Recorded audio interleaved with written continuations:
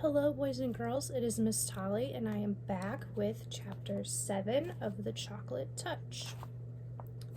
Let's go ahead and get started. So, Chapter 7. All right, boys and girls, Miss Plimsoll said, it is almost time for lunch. Clear up your things. Paint pot securely closed. Brushes washed.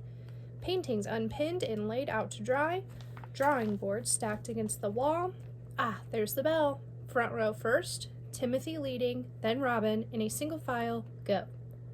John, alone, walked slowly into the throng, hurrying along the corridors to the school cafeteria. The school was proud of the cafeteria and the food served in it. The room was spacious and bright, with windows all the way along one side overlooking the playground and the playing fields beyond. The opposite side was wholly taken up by a shiny silver service counter. Several boys and girls were already settled at tables by the time John took his place in the line. Enviously, John noticed a boy at a nearby table suck at straws dipped in milk. The bottle was dull with frost. John could imagine the refreshing taste of cold, creamy milk. At another table, a group of girls were eating fat red cherries. John could almost feel the firm fruit on his tongue and the pleasure biting through the tart, juicy pulp. The cherries must taste good. They must be thirst-quenching. John unhappily took a tray from the pile and slid it along the rails in front of the top of the counter. He put a paper napkin, a glass, and a gleaming spoon, a knife, and a fork on the tray. It seemed hardly worth the while, but he felt that he might as well try the food and drink. Perhaps if I eat a different way, without letting anything touch my lips, he muttered, my lunch won't all change to chocolate. He was not very hopeful. What? Asked the boy standing next to him. Nothing, John said. I thought I heard you say something about chocolate, the boy said. I hope this is the day for chocolate cream pie, he added. That'd be super. On chocolate cream pie days of the past, John had been known to skip the main course so that he might spend all his lunch money on dessert.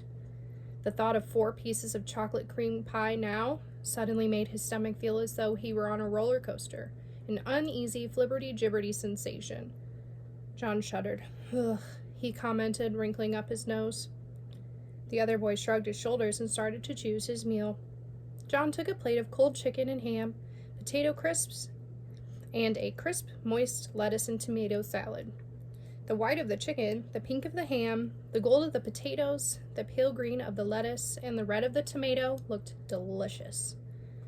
He also took a half a pint of milk, a thick-crusted whole wheat roll, and a cool pat of butter, a tumbler of water with ice cubes clinking against the glass, and a dish of fresh fruit, slices of orange and grapefruit and banana and grapes. John's tray was loaded with just the sort of meal his mother was always trying to persuade him to eat. Until today, John had always thought it was pretty dull to eat sensible things, when there were sweeter food and drink to be had. Today, however, the sensible things looked most appetizing, and his mouth began to water in its new sticky way. John paid for the lunch with the money his mother had given him, went to an empty table, and sat down. His fingers trembling slightly with eagerness, he cut a slice of lettuce. His fork went through the leaves with a promising crunch. There is John with his big tray of lunch.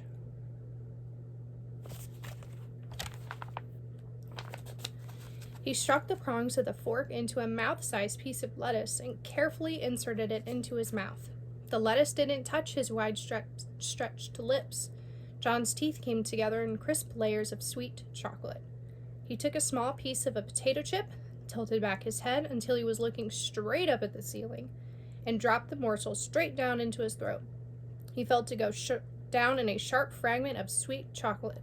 He tried the milk, the ice water, the fruit.